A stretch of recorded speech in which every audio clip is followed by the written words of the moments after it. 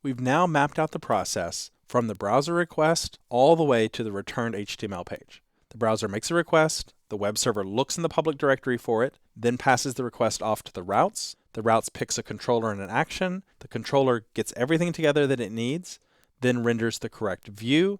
The view pulls in any instance variables that it wants to display and sends it back to the web server and onto the browser. That's the full request cycle for a single request. What we're missing, though, to close this loop is to have links on our template so that the user could then click on a link and start the cycle all over again. So in this movie, I want us to take a look at how we can put links onto our templates. You'll remember that HTML links look something like this. The text that we want to display for the link is inside the A tags, in this case it's index page, and the target of where we want to send the link is inside those quotes right after href equals. So in this case, demo index.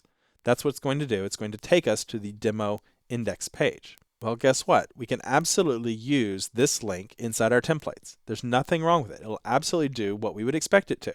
So this is a perfectly valid approach. However, it's uncommon that you see this inside Rails applications because Rails gives us a helper method that's more powerful. In Rails, we can actually use the link to method. And we're going to put that inside the ERB tags with the equals in front of it because it's actually going to output. And what it's going to output is an ahref. That's what it's going to generate. But we're just going to call link underscore to, and then the first argument we're going to pass to it is the text that ought to display, and the second is the target of where it ought to go. Now the value of that target can simply be demo index, just like we had for the other one, and it would generate the exact same ahref. But we have another option here, which is that we can pass in a Ruby hash.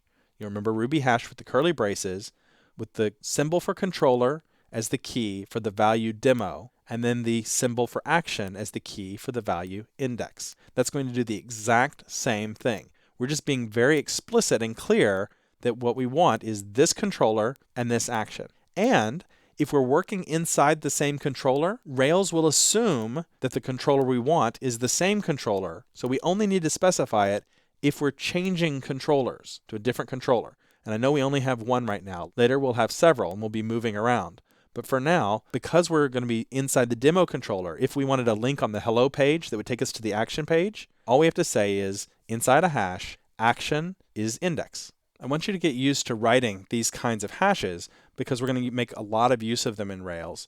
And what Rails is actually going to do is have a standard way that it's convert these link target hashes into a URL for us. So even though I know it might be tempting just to use the standard string, you're going to want to learn and use this hash format instead. Let's try one now.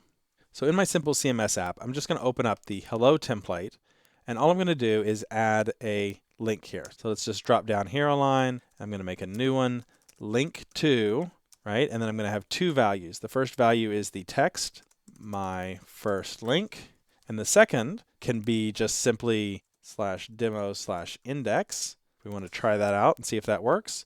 But the way we really want to do it is we want to put a hash here, and inside there put action index. I know it's a little more typing, but there are a lot of benefits that come with doing it that way.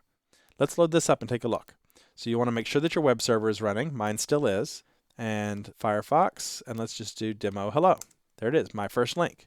When I roll over it, you'll notice that where it's going to take me to is localhost:3000. You see that down at the very bottom of my browser? That's because it's reducing down demo index to the root URL. Why does it do that?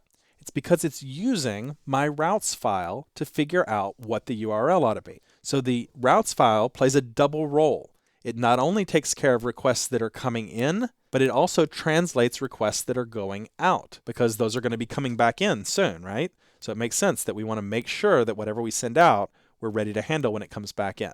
So it's going to try to shorten it as much as it can. So localhost:3000 is the root route. That's the one that I've specified. So if I go ahead and click it, you'll see that it takes me there, which, if we just take a quick look at demo controller, is redirecting me, right? So right now it just redirects me there. Let's go ahead and comment out that redirect for now. So now it's going to display the index page again. Let's close this window and let's open up index. Hello from the index page. And let's do link to go back to hello page. And once again, we'll put in our hash, action, and we'll make this one be the hello page. Okay, I'll save it. Let's reload our first hello page.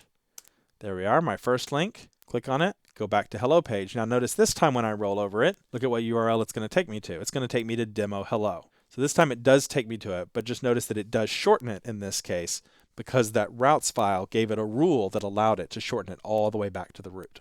And it said, hey, that's actually a little shorter and a little cleaner. So I'll go ahead and shorten it for you.